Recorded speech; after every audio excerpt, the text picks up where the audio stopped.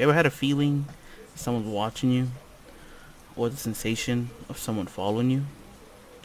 Many feelings and sensations for this is the After Dark Podcast. Welcome back, guys, to episode 12 of the After Dark Podcast. It is Friday, and I do hope that every single one of you are doing great. Hopefully you guys had a really good day, and hopefully you guys are having an awesome evening. Now, I do apologize for the little white bar that is underneath the thing. I don't know if you guys can see it. It's new. It never happened to me before, but hopefully, it's my let's see. Hold up. Let me see if I can fix it. Oh, there's my iTunes. No, I cannot. Can we expand? No, we can't. Okay, well, we're gonna have to live with it.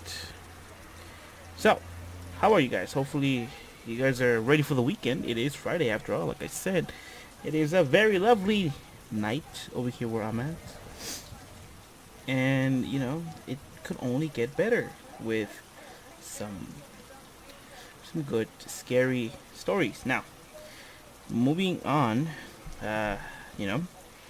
I am doing the tags right now, but we are still going to be continuing with the urban legends from United States. Yes, all 50 states. We are almost done. We are almost done. Hold up. Let me get this. Let me get this out of the way, and we will be ready to go.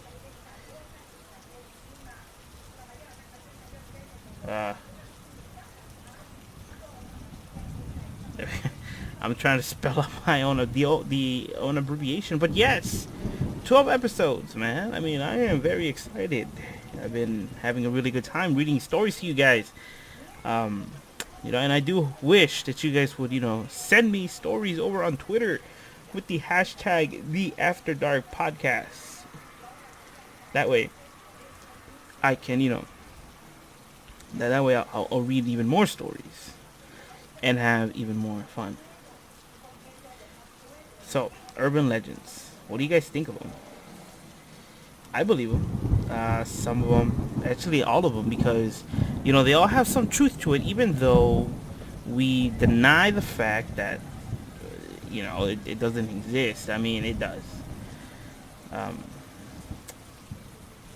So, yeah. It all depends on where you come from. Now, like I did say, I love Native Americans, but their stories about creatures, they do not mix well with me and my psyche. Scary stuff. I can't put my finger to it. Also, I want to apologize for the gameplay that we had earlier because it was kind of a mess. I was trying out the new what's that called? I was trying out Streamlabs OBS, and I didn't know how it worked. I downloaded the controller for the phone, and it was working well. It's working well. I had no issues. Because I have downloaded OBS, like the regular OBS, and last time I tried streaming on it, I lagged out hard. Like there were no frame rates whatsoever.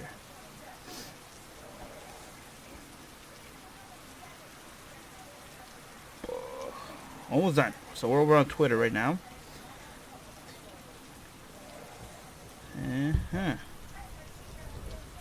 So yeah, I've been thoroughly enjoying reading to you guys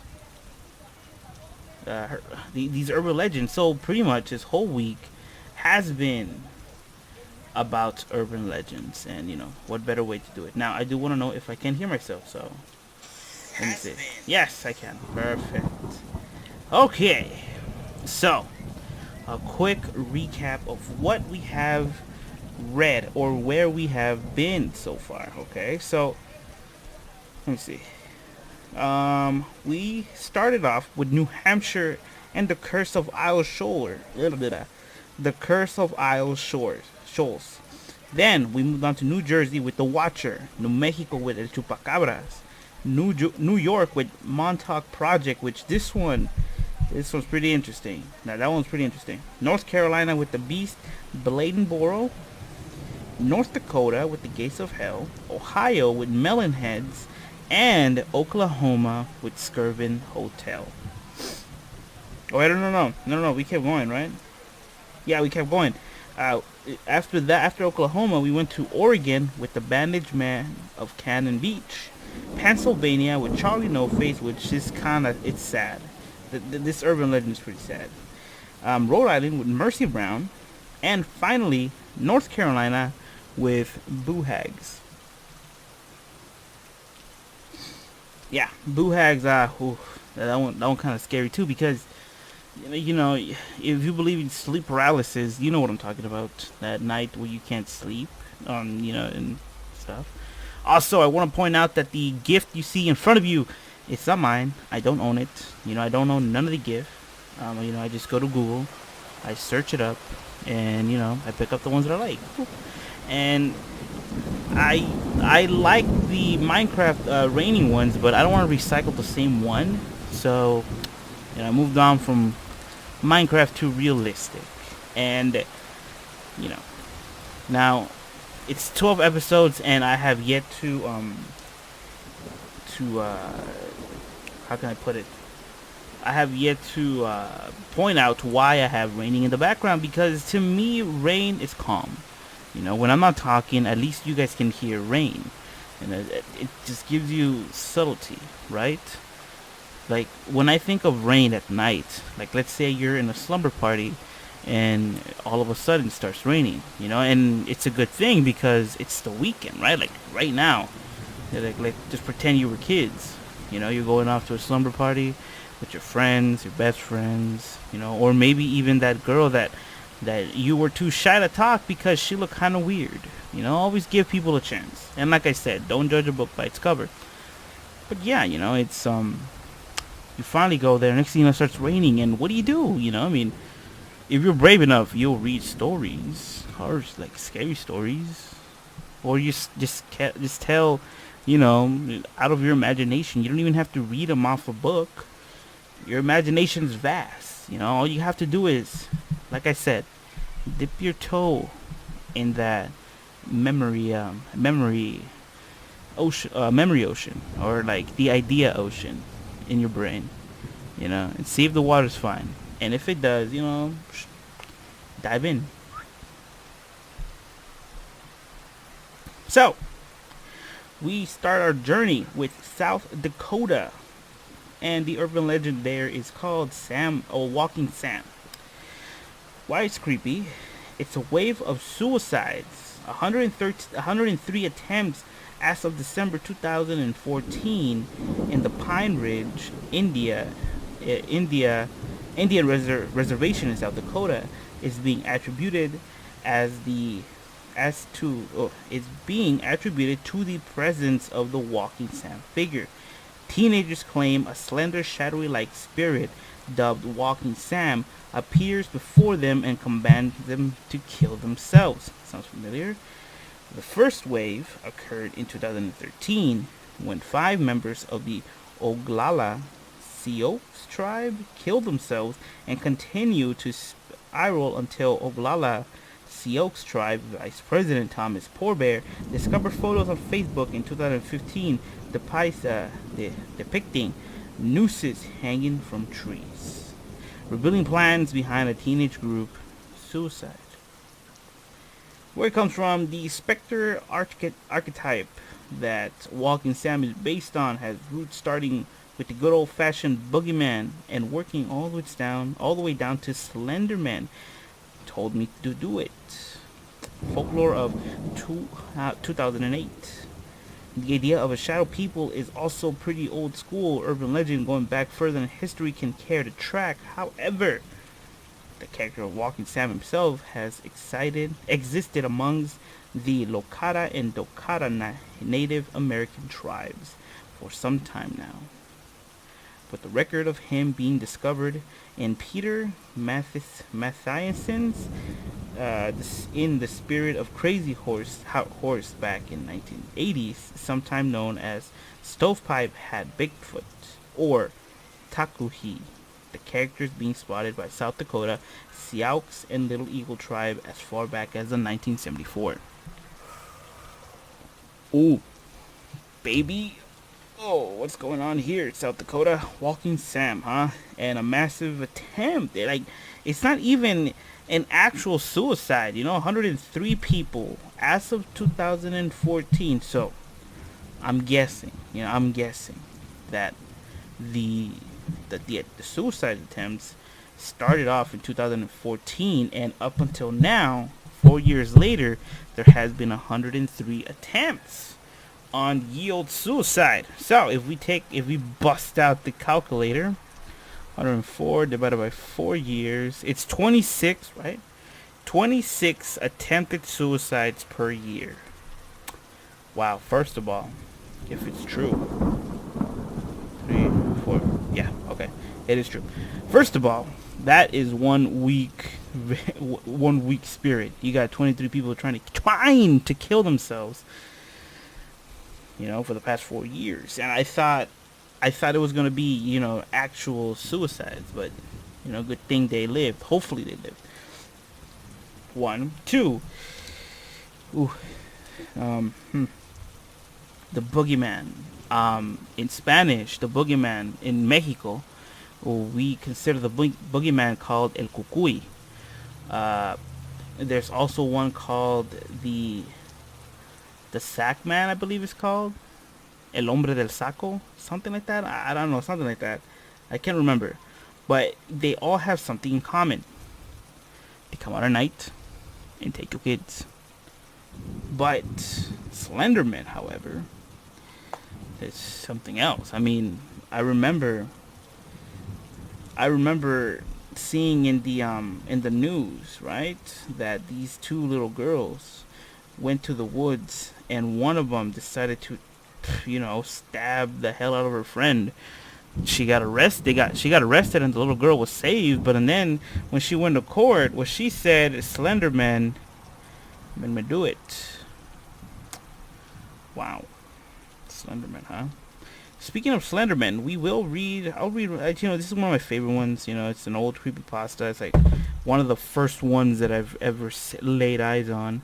So we'll definitely take a gander over here at thedailydot.com with the title, The Definite Guide to Creepypasta, the Internet's Urban Legends. This article was made by Aha Romano on October 31st, 2012 at 4 a.m. The latest update was on February 24, 2017 at 9:22 p.m. First of all, 4 a.m. Hell no. Okay, we all know that 12 a.m. is the witching hour. No, right? 12 a.m.? 12 a.m. is the witching hour. And 3 p.m. that's the devil's time. So, reading off from this article by this lovely person. Thank you, Romano. Yeah, Romano. And it goes, it's Halloween, and what better way to dig out those classic spine-tingling urban legends to tell around the campfire? You know the ones. Smile.jpg, Slendy, the Black Eye Kids. There they are. Or you don't. Okay, so maybe in the age of the internet, the campfire is now virtual chat, or IM. And maybe these chillers aren't as well known as the typical ones about the couple making out in the woods or the curious incident of the dog in the microwave. But to countless numbers of horror lovers in the internet, these stories are, and more like them, have spawned sleepless nights and viral storytelling. A whole new genre of horror known as the creepypastas, which, when I've heard the term creepypasta, I was like, damn, son. Really? Just like that? We're gonna start off, I think I was like, 16 at the time, maybe? No, 20, 22, right? I don't know. Anyways, I first heard it. So, the term creepypasta, pronounced like noodle, is a pun off another internet spawn word called copypasta, a portmanteau of copy and paste that probably grew life on 4chan. Copypasta refers to easily grabbable chunks of text. Okay, we don't want to read that. We just want to go straight to the creepypasta. So there are 7 creepy essential pastas. So we will definitely read these, but not right now. We will come back if we have time today, which we might. We'll read the 7 creepypastas. So, South Dakota, tell me, please, first of all, please don't tell me that you were one of the 103 people that tried to commit suicide from 2014 till now. Please, don't, tell me you've heard of them. Tell me you've seen the articles, but just don't tell me that, alright? Don't tell me that you were one of them. Don't be proud of that. Please. South Dakota, please. So, from South Dakota, we swing by the tree where they found a bunch of nooses all the way to Tennessee with the urban legend called the Bell Witch. And why is it creepy, you ask? Essentially, a real-life horror movie, the hauntings of one of Tennessee families by some sort of spirit believed to be witched, ultimately attracting the attention and subsequent visit by soon-to-be President Andrew Jackson. And while Jackson, who allegedly was spoken to by the witch, got the check out of Dodge, a cave near the site believed to be a portal for the witch remains as a major tourist attraction in Adams, Tennessee today. Where it comes from? Probably hell, but more factually, a haunting of the Bell family began in 1817 after the father, John Bell, witnessed some sort of rabbit-headed dog in his field and tried to shoot it from that night on. From the night on, the family experienced tapping in the doors and windows, sheets slowly being pulled off beds, and eventually the voice of a woman named Kate who was dead set on destroying the family after years of torment. John Bell died in 1820, after which the family found a small vial of liquid near his deathbed. Kate, the Bell Witch, probably proclaimed his grave. John the poison that proclaimed she gave John the poison that finished him off.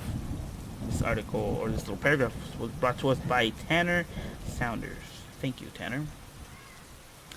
The Bell Witch, essentially a real life horror movie. Okay, yeah, why not? Why not, you might ask, and I'll probably be like, I don't know, but it's very interesting. Andrew Jackson soon to become President Andrew. Okay, so let's have a read, because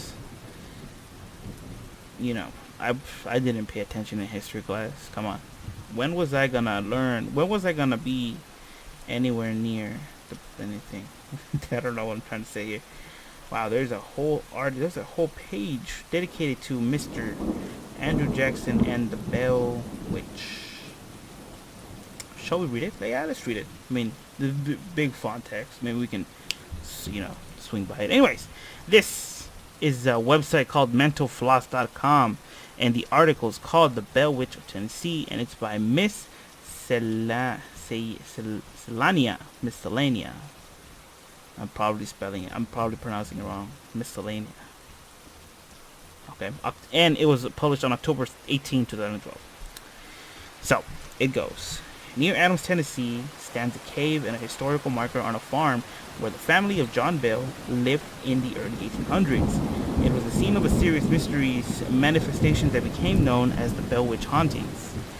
John Bell, his wife Lucy, their 9 children, oh Jesus Christ, and a family of slaves moved from North Carolina to Tennessee around 1804. Bell bought up a land and eventually accumulated over 300 acres. In 1817, the family began to experience unexplained phenomena that were often centered around Bell's daughter Betsy. They would hear strange tapping and faint singing voices, identified as that of an old woman, although they couldn't understand the words. The The Bell children, 3 more were born in Tennessee. So that pretty much, in total, that makes 12. Were awakened at night by something pulling at their bed covers and sounds of something chewing on the bedpost. John Bell encountered a strange animal in his field, described as having the body of a dog and the head of a rabbit. Despite nighttime hunting expeditions, they never caught the animal. As time went on, the family was plagued by loud pounding on the outside of their cabin. Betsy was attacked in her sleep, encounter which left bruises and welts in her face. John Bell told his friend James Johnston about the haunting. Johnston and his wife spent a night at the Bell home and experienced noises and moving objects themselves. As the voice became louder, the family could tell the witch was quoting scriptures and singing hymns. Over time, she began addressing family members by name. She hated John Bell and vowed to kill him. Wow. The witch also spoke to Betsy and warned her against marrying her intended Joshua Gardner. Hold up. What? So, okay. So maybe, first of all, maybe Mr. John Bell, Mr. John Bell was a dick. You know, having 12 kids and slaves? Dude, come on. Come on, man. When did they pass the law that you couldn't have any slaves anymore? I forgot. But, you know, it's messed up. So what? You know, why would you have a big-ass family in the first place? Pull-out game super weak, son. Okay. And secondly, she warned Betsy. She warned her against marrying her intended someone named Joshua Gardner. Wow, dude. I mean, she hated John Bell, but I mean, probably the kids never had anything to do with it. So, you know, they're innocent, but you know, I mean, aside from the bruising and the markings on her face, who knows? You know, the story of the witch, and you know, the story continues. Actually, yeah. Let me see. Should we read it? Should we keep reading it? I don't know. The story of the Bell Witch spread through the community in 1818, John Bell was excommunicated from his church. The official reason was a charge of usury over a slave sale, but the supernatural events were actual catalytic. What the hell is a charge of usury? Let's see. Of course. Hold up. I actually want to know. What is a charge of usury? Charge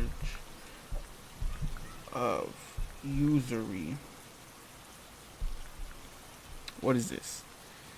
Usury laws are regulation governing the amount of interest that can be charged on a loan.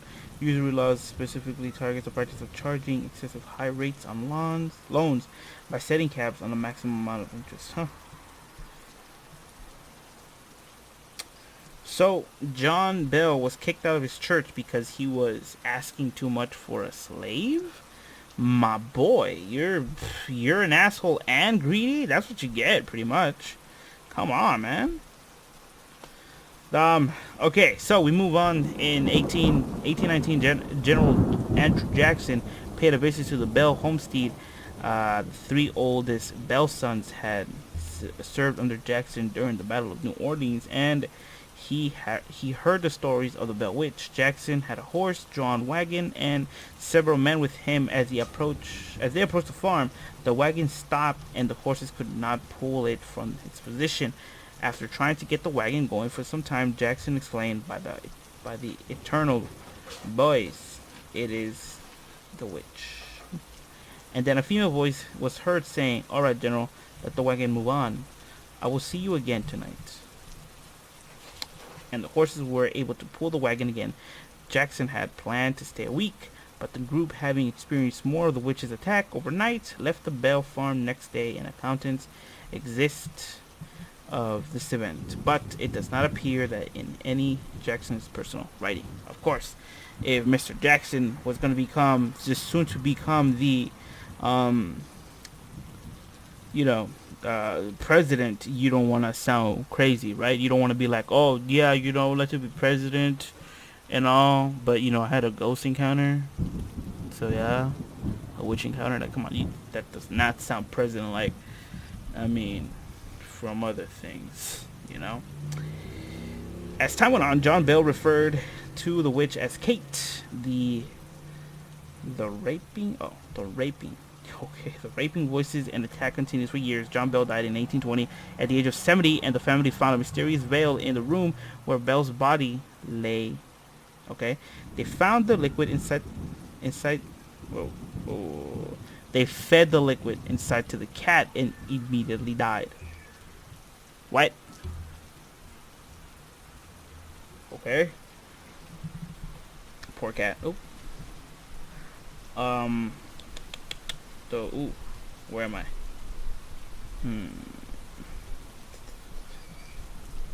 I lost track of where I was. Okay.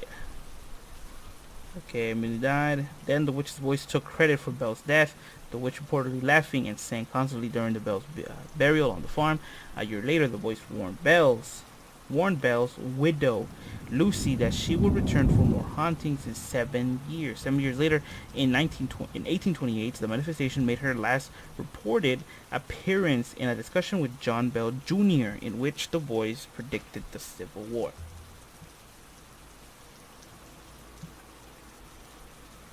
Wow.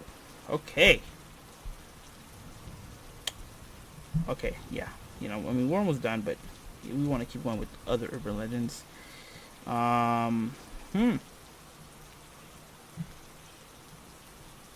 Very interesting. Wait, where was I?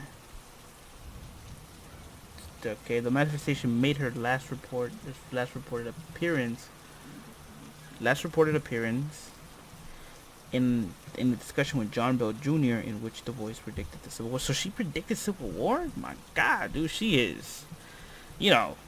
She had a reason to hate John Bell. I get it. And look at that, she predicted Civil War. So she could have easily prevented the Civil War. I'm intrigued now. The tale of the Bell Witch haunting were passed down from source to source before being written in an 1894 book. So the details vary. It is very likely that the family stories were exaggerated with each retelling, of course, which like every urban legend is.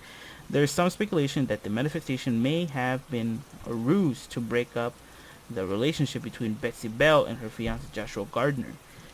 The witch was strongly opposed to the marriage, and Betsy ended the relationship in 1921 out of fright. In 1924, she married her school teacher, Richard Powell. Hold up. What? How old was she? Powell had known the family for a long time and seemed to think he may have caused the initial manifestation. What? Powell began teaching in the area in 1915 and soon developed a liking for Betsy. He became friends with Betsy's parents and was a frequent visitor to the Bell home. It wasn't long after the mysterious noises began. Powell's first wife died in 1921. The same year, Betsy ended her engagement to Gardner. Hold up. Yo, this is starting to sound like a damn drama. Hold up. So, Richard Powell had a wife, yet he grew feelings for Betsy? Boy, if you do not. Today, you can visit the Bell Farm and the nearby cave. An early version of the family's cabin has been recreated on its original spot, and its furnishings are recreations as well, although there are some actual artifacts in sight. Wow. The most complete early accounts of Bell Witch events are in the 1894 book called An Authenticated History of the Famous Bell Witch, and it's available online. Wow. Okay, we just read pretty much the whole story upon the Bell Witch of Tennessee. Ooh, okay. So, my question is, the house is recreated and everything, right? There's a sign that says historic Bell Witch Cave, Bell Witch canoe rentals, souvenirs and gifts. Okay, I was gonna say that if they have souvenirs, and this picture pretty much told me what I needed to know. Ooh. Tennessee, Tennessee, Tennessee. Okay, I don't know what to say. It's weird, but Tennessee. Tell me, do you guys live near a sign that says South 41 to the right, and South 41 to the left? And there's a red sign called Guthrie, and then 7, and then Tennessee. I don't know. Anyways, tell me, Tennessee, do you guys believe in the Bell Witch? You guys believe in her hauntings in the 1800s to the butthole named John Bell that you know had too much and he wanted more. Tell me, do you believe it, or have you been to the witch house? I would like a souvenir. If you guys can hook me up with one, I'll really appreciate it. All right, from Tennessee, we take the portal. We say goodbye to the Bell Witch, and we thank her for the hospitality, and we go straight to Texas. Oh no. Okay.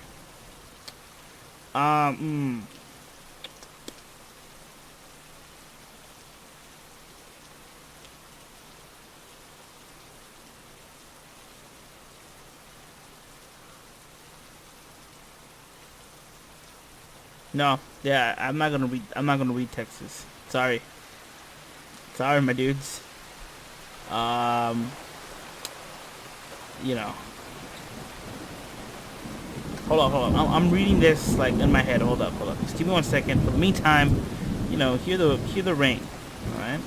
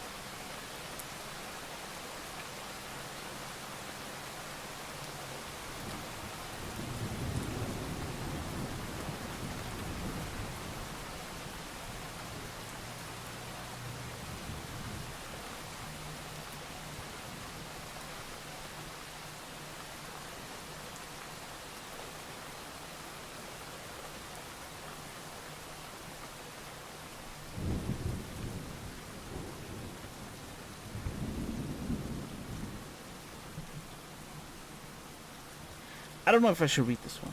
To be honest with you, I don't. Texas, you creepy. You creepy me out, man. This urban legend. It's okay. Well, supposedly there's a curse, and for people who don't know the story, pretty much you guys are safe. And if you are told the story, then you know you have a chance that you guys can um, witness these things. Okay, so I'm not gonna read Texas. I'm skipping Texas altogether. I do apologize, Texas, but Texas, I love you. You're so full of pride, but your damn story does not cope with the rules of the book. So we make a U-turn from Texas. We make a U-turn from Tennessee to So we came from Tennessee. We go straight to Texas, but we immediately make a U-turn to Utah. Okay, Texas, please. I do apologize. Do not hate me. I apologize. If you would read what I'm reading right now, you guys would understand. But please. If you guys want to learn about what I'm talking about, you guys can go to the website called the thrillist.com, and it's just pretty much look for Texas, and it's right here. But I'm warning you, don't read it. Okay, do not read it. So we go. Once again, I apologize to Texas. Don't hate me. Okay. We go to Utah. Utah, and the urban legend there is called the Escalente Petrified Forest Curse. And this is why it's scary. Utah's legend is particularly troubling for tourists, as they might be as they might be taking the horror home with them, even if they escape the forest. With shocking regularity, visitors who have stolen chunks of petrified wood from Escalente Petrified Forest State Park will mail back their lifted souvenirs. Okay, wait. Okay, with shocking regularity, visitors who have stolen. Okay, why would you steal bark from a tree? First of all, why would you do that? It's dumb. Don't steal the bark from the tree. Damn it, leave the tree alone. Hug it and go home. Let's see. All their letters detailed series of unfortunate events, from broken collarbone, arms, and ribs to mysterious illnesses, horrific incidents, and financial ruin. Yikes! The one thing they have in common, they'll occur after the victims illegally stole a piece of the forest. Again, why would you do that? Why would you steal the forest? Leave the forest to be. Don't steal the wood. Utah, bad Utah. Okay. Where it comes from, many people have and still do mail back cursed pieces of the petrified wood, and the park even displayed the letters and samples openly as an attraction. Okay. Apparently, there have been cases of stolen wood turnings to bad luck since the 1930s, though it's unclear the actual root of the curse. Maybe it's a burden of the moral ambiguity affecting the other areas of life. Maybe it's just coincidence. Either way, it's not worth risking your collarbone. Utah, listen, okay? Why would you steal wood? Okay, like, don't you have enough in Home Depot? You gotta go and steal the bark from the petrified trees. First of all, I would like to see how they are. Maybe they're pretty, but they're not pretty enough to be stealing from it. Come on. If it's pretty, just leave it alone and let it grow. Maybe it'll grow even prettier. But don't steal it. Do not steal the wood. Tell me, Utah, have you guys sent back the petrified wood that you guys have collected over the years? Maybe the bad luck that you are experiencing is because of what you stole. You should give it back. Stealing is wrong, especially when it comes to a cursed wood. Woods, actually. So, tell me, Utah, have you been to the petrified woods lately? Have you seen the oaks, the trees all around? And have you subconsciously just took a piece that you were not supposed to? Tell me. I would like to know, Utah. So, from Utah, we venture onto the woods and we find ourselves in Vermont with the urban legend called the Hayden family curse. And this is why it's creepy.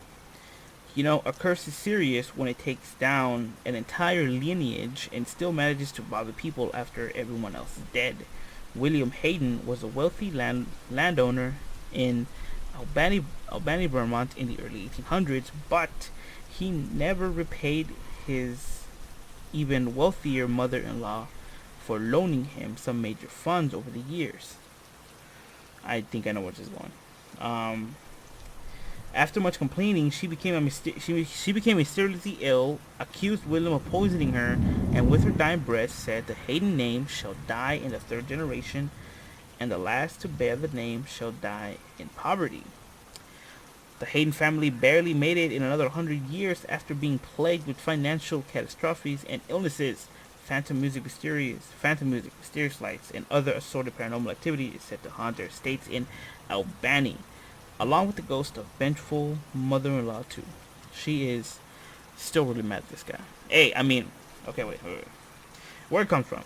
In some versions, William Hayden was a Gatsby-esque party boy who quite knowingly blew all his mother-in-law's funds in lavish parties and ornate decorations for his home, building the family's local fame and infamy, which probably just fueled the rumor mill. And when all the Haydens died, a wealthy Canadian family moved in their mansion and allegedly used the home for bootlegging and smuggling Chinese immigrants for slave labor. So yeah, even if the curse isn't real, the house itself has some dark history. Hold up. Pause. Slam on the brakes. Slam on the brakes. Put the e-brake up. The whoa the horse. I don't know. Whatever you do, just stop. Hold up. First of all, the hell, dude? Like, the urban legend goes that William Hayden borrowed money that and then later on never wanted to give it back. Dude, why would you do that? This man. Okay, like, I've seen enough mafia films to know where this is going. If you don't pay back the family the money you owe, I feel sorry for your family. I feel sorry for you. And it's too late now to ask for apologies, because even if you do manage to pay them back, they're not gonna take it too well. So, Mr. William Hayden, oh, you son of a gun. Oh boy, it's the same thing with gambling. You don't want to be like, oh, hey, I bet you this amount of money that I can do this better than you, and the next thing you know, you end up losing, and you give the BS excuse, oh, I was just kidding. No, you were not. You were dead ass serious. So pay up, and if he would have won, he wouldn't say, oh, hell, I was just kidding. He would have been like, yo, where's my money? And would bug you up until you pay the dude or woman. Don't be like that. If you guys are betting for something, pay up. I swear, dude. Oh, man. And now, in this case, look what happened to William Hayden and his mother-in-law. Come on, man. Like, in one story, you're, stealing from, like, wait, let me see. Yeah, you pretty much stole all her money, blew it on gambling and partying, and then next thing you know, you bought some fancy crap for your house and never paid the woman back. Of course I'll be pissed. No, curse the name too, dude. And above all that, a Canadian family, dude. Canada is notorious to be friendly, but Jesus Christ, smuggling Chinese immigrants, dude. Canada, why you do that? Why you do that? Oof. Tell me, Vermont, have you been to this to the mansion before? Have you seen it? Have you taken a tour? Because I'm pretty sure there's tours in that house. So have you seen anything weird in that house? Maybe you heard knocking and an elderly woman say, "Hey, pay up already." Don't owe money to people, please. If you promise something, make sure it comes true. Alright, no matter how hard it gets. If you borrow money, pay back. If you bet on something and you lose, pay up, dude. Psh. Anyways, Vermont, tell me, have you been to the cursed house, to the mansion? And if you have you seen the ghost of the mother-in-law? Because I'm pretty sure she's still pissed. I mean, I wouldn't say, oh, have you seen the ghost of the Hayden family, because they're all dicks. First of all, his wife and kids didn't be like, yo, dad or husband, why aren't you paying her back? Come on, dude.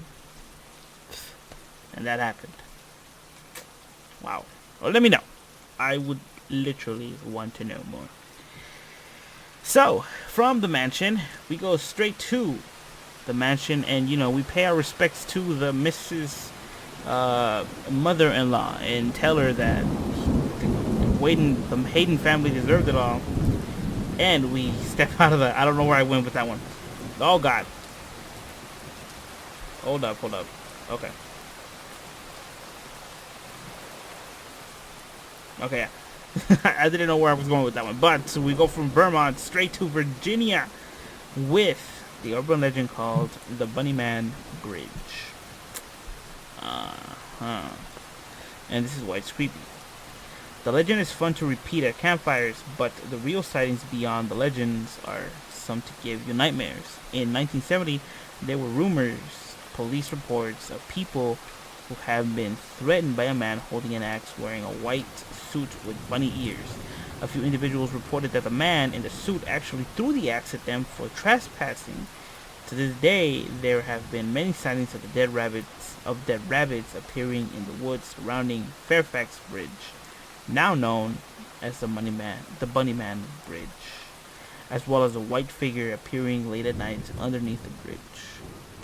Where it comes from, the legend says that in 1904, a group of convicts were piled into a bus to be transported into asylum in Clifton, Virginia, near to a nearby prison. En route, one of the buses crashed, and convicts managed to escape, and the police were able to round up all but one convict, of course, like in every movie. As their search went on, they began to find skinned half-eaten bunnies in the woods and hanging from the overlaps of Fairfax Bridge, now known as the Bunnyman Bridge. A year later, on Halloween night, several teens went to hang out under the bridge. Come morning, they were all found dead. It is said that if you hang out at the bridge, under the bridge on Halloween night, you will meet the same fate as the rabbits and the teenagers. And this paragraph was brought to us by Sylvie Borchel. I don't know. Thank you. Wow. The Bunnyman Bridge, huh? This pretty much has nothing to do with curses or any of that sort, but more of an angry inmate. You know what I mean? Being an inmate, I would understand, like, where would he go? You know what I mean? He would freak out everybody. Like, let's say even if he was the nicest person in the world, if he did a little something that possibly went wrong, everyone's going to be like, whoa, dude, hold up, you're an inmate. I'm afraid of you. And not let him in, of course, so. And then the things, I don't know, half-eaten bunnies. But if he was an inmate, where did he get the suit? Don't sleep under the bridge, people. Virginia, please, tell me. Tell me if you have been to the bridge in Halloween night. I mean, if you have been to the bridge in Halloween night, maybe you made it out miraculously, or you passed on. And which, if that's the case, I do apologize, and may you rest in peace. So, tell me, have you been to the Bunnyman Bridge, and have you seen any the white figures? I would like to know. Okay, so from Virginia we drive over the Bunnyman Bridge, saying goodbye to him, and we go straight to Washington, just like not even one state up from California. And the urban legend surrounding that part of the United States is called the 13 Steps to Hell. Oh man, this is why it's creepy. Basically the opposite of the Led Zeppelin song, the Stairway to Heaven. Maltby Cemetery itself, the subject of rumors associating with Satanism, is rumored to include subterranean tombs for really creepy rich family that could be accessed by 13 steps that led to their final resting place, or the final resting place of every damn soul in history. As legend has it, descending the entire staircase led you to a glimpse of hell itself. Oh, okay. And where it comes from, the cemetery's been around since 1901, though the crypt itself dates have been lost to time. as have the stairs themselves, which have been boulderized and covered in concrete. That hasn't stopped the curious paranormal masochist from trespassing in the secluded private property, allegedly showing up in the cemetery at night, eager to underneath it via nocturnal excavation mission, and being greeted by the cemetery's other apparition.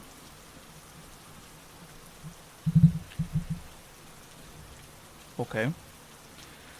So the story's real. Then, it's not even an urban legend at this point. It's a real story because, underneath the cemetery, there's actually catacombs filled with grave remains of, the people. Not only rich people, but other people, I'm pretty sure. And here we have, ghost hunters trying to uncover the truth about the catacombs. I mean, good on the cemetery because they just pretty much filled the whole place up with concrete. Because who the hell is gonna want to go back down there, dude? Nobody. I wouldn't. But wow, Washington, I see you. So, Washington, tell me, have you been to the cemetery before? Have you paid any attention to the urban legend about the tombs underneath your feet when you go visiting? Tell me, Washington, have you been anywhere near the entrance to them? I would like to know. So, from Washington, we pay our respects to the dead. And we go to West Virginia. Oh, one of my favorite urban legends. And you know what? We only need two more destinations for this thing. So yeah, we are definitely going to be finishing this off today. So West Virginia, one of my favorite urban legends. It's up there with one of my favorites. It's called the Mothman. Oh, if you've heard of the Mothman, you've heard of the tragedy that, it comes with him, okay? Or it. So, this is why it's creepy. The Mothman was introduced to West Virginia in 1966 with the best newspaper headline ever. Couples see man-sized bird creature something. From there, residents all over Virginia reported seeing a winged man with red eyes creature around the state. Unsure of it was a demon, alien, or a genetic experiment gone wrong. Even as recently as 2016, the Mothman sightings have made the news. Yes, the actual news. Where it comes from? Myth dates back to the initial newspaper piece, but the legend has been long propagated in pop culture, inspiring horror novels and the subsequent Richard Gere Jerry film. I don't know that adaptation. In Point Pleasant, there was an original incident was recorded. There was a Mothman museum, a Mothman festival, and a sizable statue. The Mothman has become big business, and if nothing else, he clearly paid the way to tabloid darling, the Bat Child. Ooh, we'll let you see what this is all about. I do not want to see what the hell this is about. Okay, so this looks like it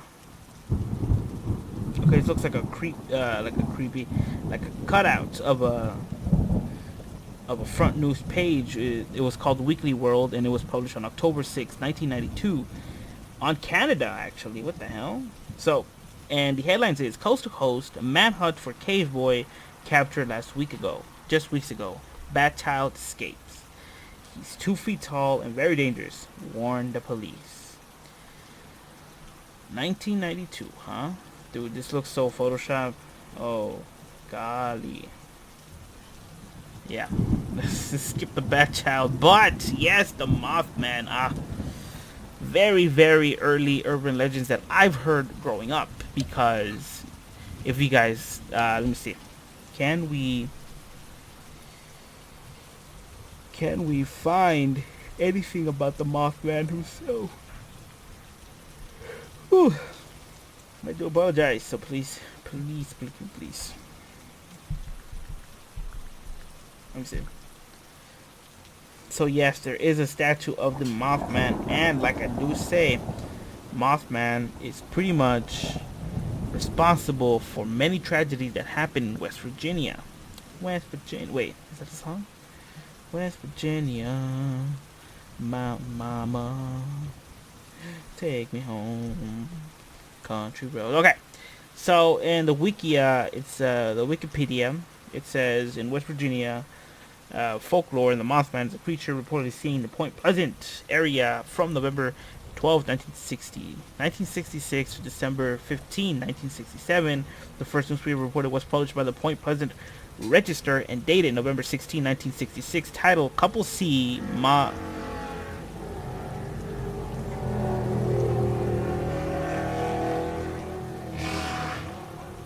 Every time.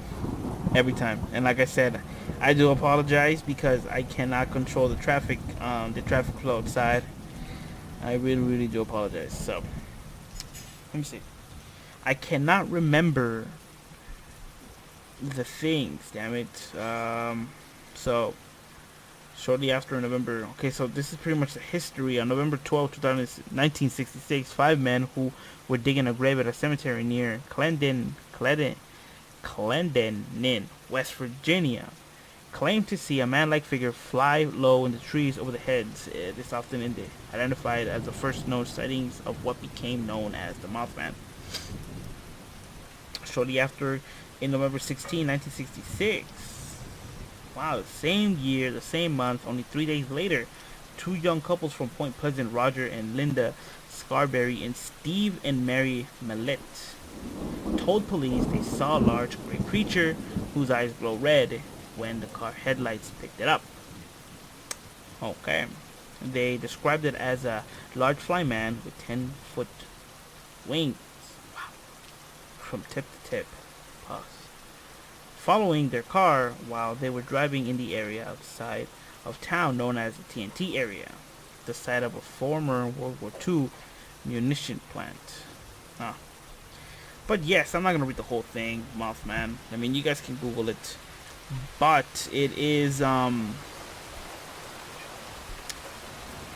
said that the Mothman pretty much brings tragedy to wherever something bad's gonna happen. Like with that bridge collapse, I forgot what the name of the bridge is called, but they supposedly said that the Mothman was there, and other incidents happened in West Virginia where the Mothman is included.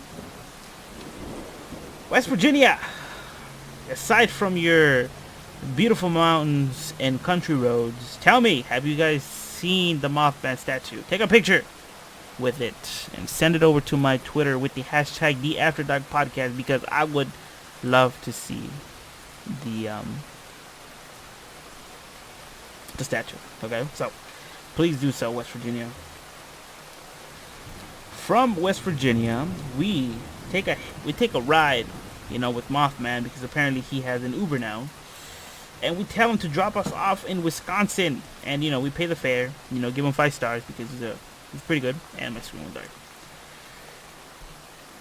With the urban legend called the Rhinelander Hodag.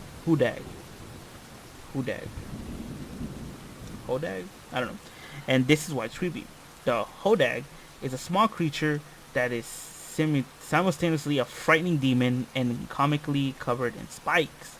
It's often portrayed as being dog-sized, but early reports says that it could grow to 6 feet long. A 1928 legend describes the Hodag as having a head of a frog, saber-toothed tiger-like fangs, thick legs, and large claws. The back of the plated dinosaur, and a long tail with spears in the end. Despite its hellspawn swagger, it was never that much of a threat to humans outside of its powerful skunk perfume. The stench.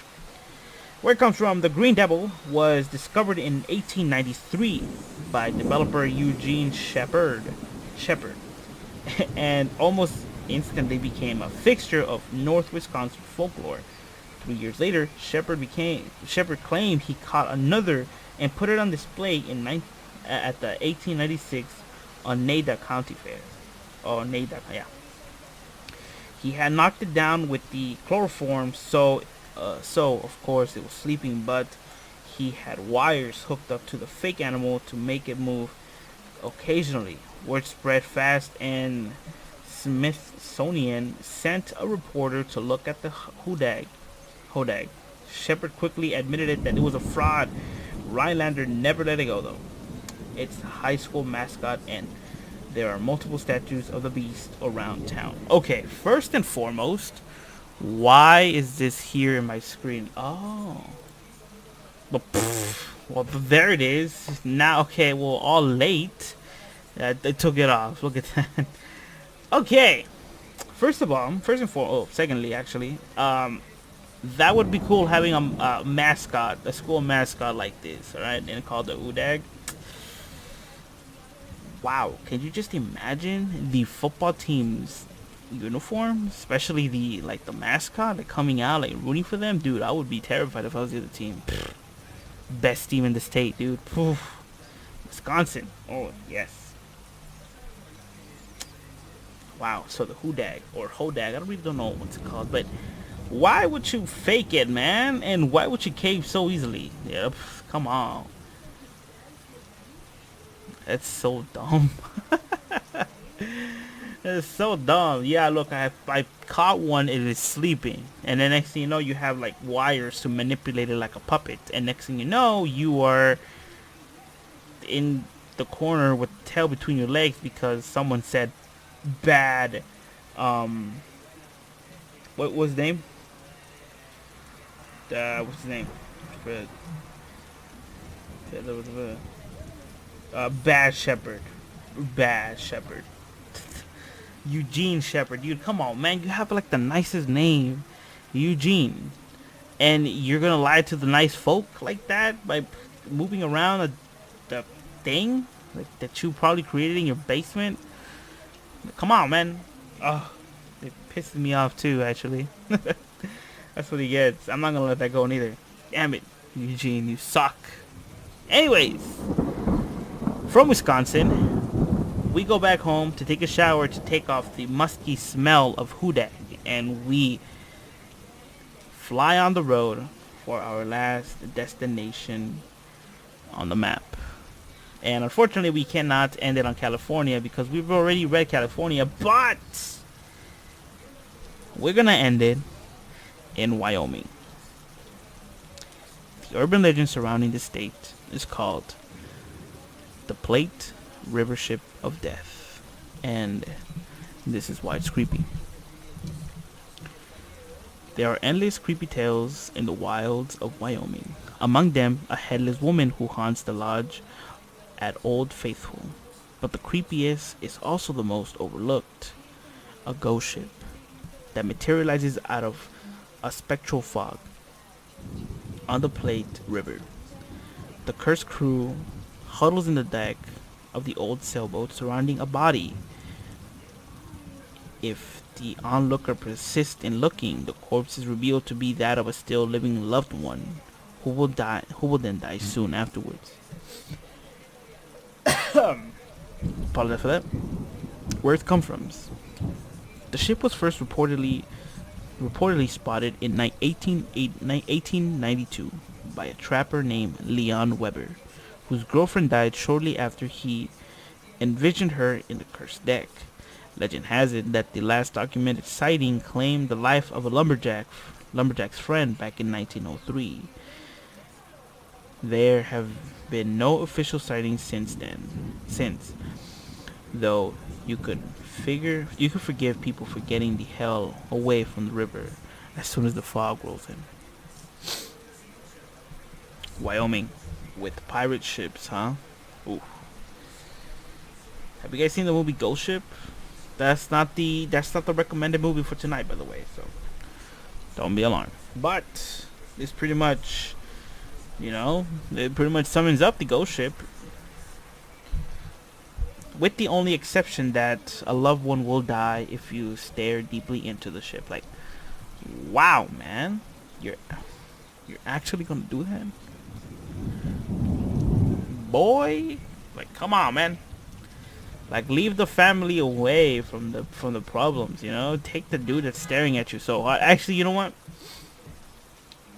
Okay, I have some. I got a nitpick at this for a while because sighting is natural and also is curiosity. And in the phrase "curiosity killed the cat" pretty much goes hand in hand with this story because you're curious to see what's in the fog, especially if you see a ship. What if you're a little kid and you're so into ships, and what if you're a tourist going to Wyoming, next to the river, and nobody tells you about this, so all of a sudden the fog rolls in and the kid just stares immensely at the ghost ship without even knowing it's a ghost ship, and all of a sudden he envisions his mom or dad or sisters or even brothers in there, or grandma, or someone from the family. It's not his fault, dude. Come on, man. Ghost ship, please. You gotta get some rules up in here, man. You gotta be like, okay, you know what, fine, we'll let kids slide, but if you're like at the age of this, like at the age of a certain age, then the curse will happen. But if you're a kid, like 12 and down, I'll forgive you. Okay. Damn, Wyoming, why you gotta take our kids like that? Wyoming, tell me, have you seen the fog roll in? Have you seen any disturbance in the distance? As the fog rolls in, the moon shining. Next thing you know, the moon covers up because of the fog. It's too thick. And out of the corner of your eye, you see the ghost ship. Have you seen it long enough to see somebody you love in there? Or you avert your eyes right away? Tell me, Wyoming. Have you seen the ghost ship? I would like to know. From Wyoming, we say goodbye to the ghost ship. Like in the movie Titanic. We wave at it goodbye. We pack our bags. We take a couple souvenirs. We pack our bags. And since we gathered all these souvenirs from all these different places from all around the world. Wait, not all over the world. All around the United States. Alright?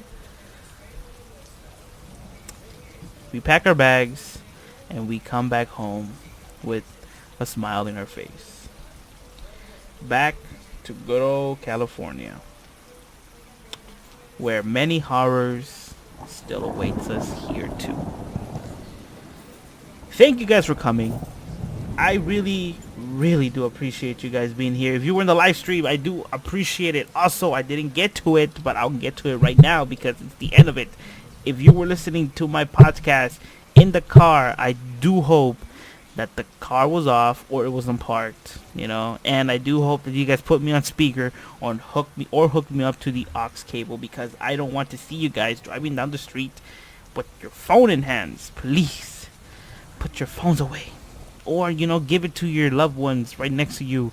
You'd be like, yo, have this guy on, I want to hear his podcast, please. Don't fiddle with your phone while driving. Don't drink when driving. Don't do drugs when driving, because they all lead to one thing and one thing only. Or actually two things. One, me getting pissed because you were fiddling with your phones and you're not paying attention to the road. And two, you guys getting hurt or hurting others. So please, I don't want to read an urban legend about you guys. So you guys mean a lot to me. Please put your phones away. Pay attention to the road. Have all 20 senses in front of you, even though we only have 4. Like, develop the other 16. Wait, right? Why right? Sound. Wait, hearing, sight, taste, touch. Right? That's all 4. I think there's like a 5th one. I don't know. But yes. however many more, pretend you have 20 and put them all in the road. Okay? Don't do that while driving. Hear my podcast when you're safe in your car. Okay? So, and if you see other people, don't be afraid to be like, hey, man, pay attention on the road. I want to live to hear the After Dark podcast another day. You know? Come on. And they'll be like, wait, what's the After Dark podcast? And then you show them the playlist. Be like, here we go. Maybe we can get some spooks into you. We're finally back home in California. We unpack our bags. We unpack our souvenirs. We rest our eyes with all these stories that we've read. And yeah. So, thank you guys for coming with me along with the journey. You know, our passport books are filled with all of these amazing stories and amazing states that we visited. So, thank you guys for coming. I really do appreciate it. I really do appreciate it. If you were in the live stream with me, thank you. And if you're listening to this in the playback, like a replay, I really do appreciate you guys staying with me. So tomorrow, we'll definitely read the 7 creepypasta essentials. Now look, they even have pictures of Slender Man and the Doge. Smile Dog. This is not the real Smile Dog. Again with the black. I'm not gonna read number 7. Fuck this. You know what? Oh god, yeah. But if you guys want to read these stories yourselves, the let me see, the URL is https://travel/nation/creepiest-urban-legend-every-state-american-folklore. That's a lot of dashes. But if you do want to read them, just go to Thrillist.com and type in the creepiest urban legends in every state. So, thank you for coming. If you guys want to follow me on Instagram, on Twitter, you can do so. I'll leave a link in the description below.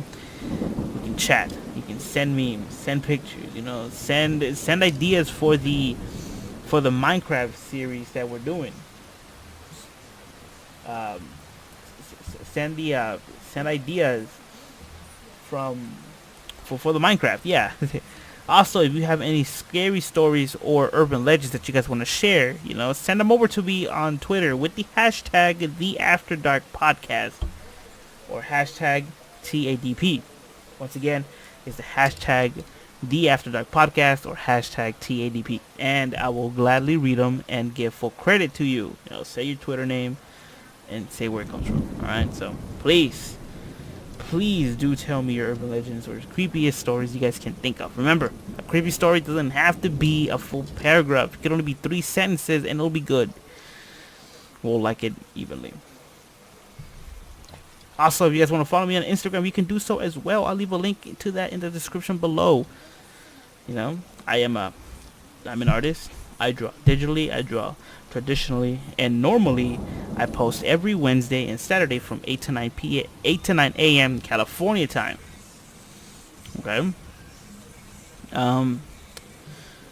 But since it is October, I am partaking in the Inktober challenge, which is me drawing every day and posting every day. So, you know, for me, all right, this is not for everybody else, but for me, this whole week is gonna be fan art week, which I will be posting a different story of fan art that I like. Alright, so today we drew something from folklore. Alright, so go check it out if you guys want to see that. I'll leave a link in the description below. Thank you guys again for having me in your phones, listening to my podcast, and listening to all these wonderful urban legends from every state of this country of the USA. Tomorrow, we'll see what we read tomorrow. We'll see what we read tomorrow. Oh, oof. And before I forget, oh, dude, I was about to just sign off, like right there and then.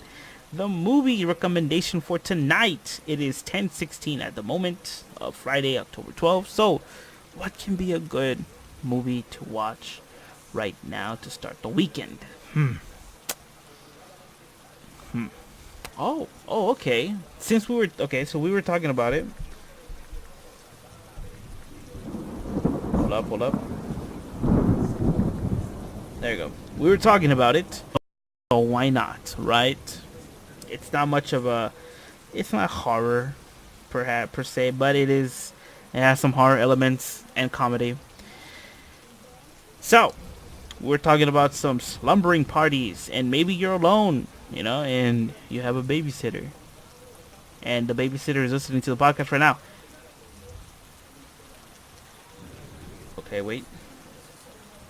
Am I still alive? Hopefully, I am still alive. Oh no. I'm scared. Okay, I'm still alive. Okay. Yeah, okay. Whew, I'm scared. Okay.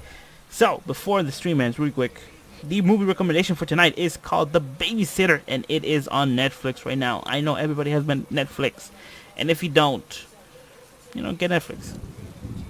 It's fun. I like some of the movies there, and it's a Netflix exclusive, I believe, right? The Babysitter. It's a 2017, very, very recently, horror/comedy that runs for an hour and 25 minutes. Oh yeah. Let's read a little bit more before the stream. Come on. Directed by MCG, produced by MCG, Mary Viola, Zach Schiller, and written by Brian Duffield. The music was by Douglas Pipes and all the stuff. So it's distributed on Netflix, so I think it is a Netflix exclusive. And the release date, okay, it says here it's on October 13, 2017. But, who can we believe? Running time over 85 minutes. And, of course, it's on that. So, movie recommendation for tonight, The Babysitter. Go watch it if you haven't watched it. It is not horror, but it's a good movie overall. Babysitter on Netflix. So, go watch it. And on that note, remember to always look under your bed. Check the closet for monsters. And always,